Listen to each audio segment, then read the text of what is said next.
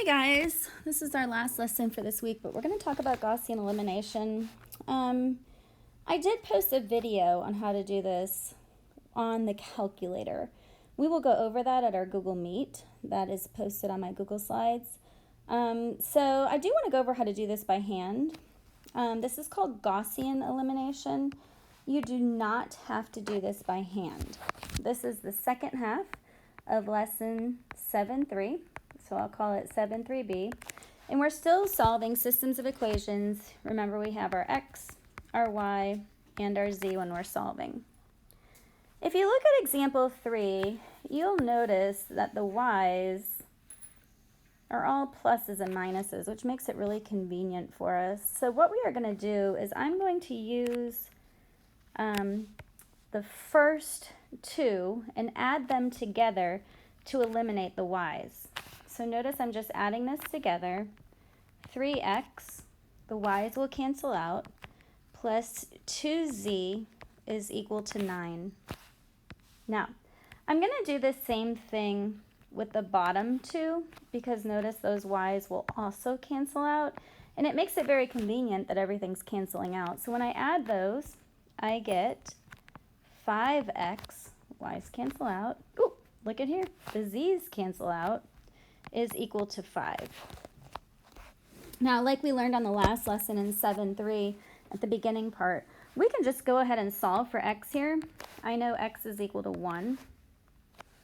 And then I could use back substitution to put it in.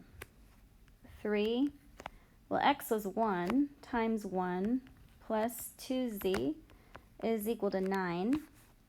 3 plus 2z is equal to 9. 2z is equal to 6. So notice z was equal to 3. Don't put that in the wrong place.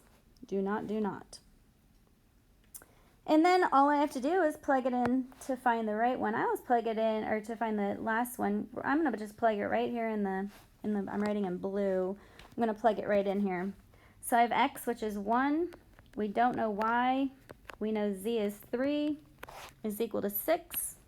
When I add like terms, y plus 4 is equal to 6, so y is equal to 2.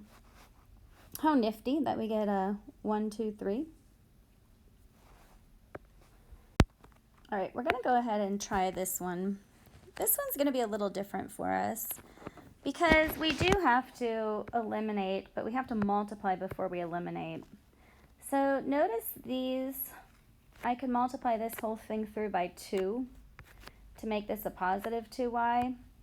So I'm going to do that. I'm going to erase everything I just wrote so you could see it. When I do that, the top row is still 3x minus 2y plus 4z equals 1.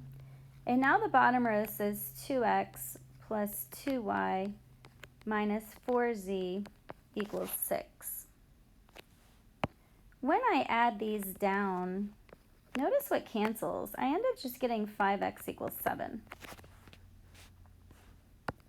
But what I did to the two first ones, I have to do to the bottom two. So because I eliminated y and z, I'm going to try that again.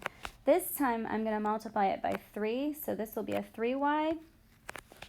So my middle row now is 3x plus 3y, sorry I threw that 3 in the middle there, minus 6z equals 9.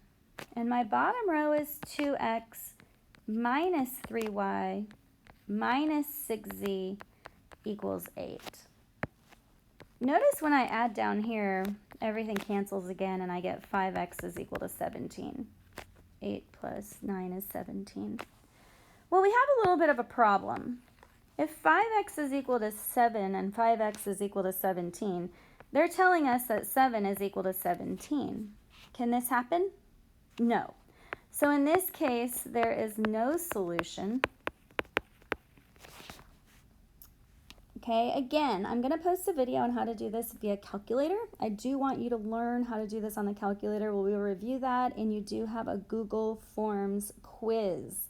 Use your calculator. Do the best you can. You guys are doing great with remote learning.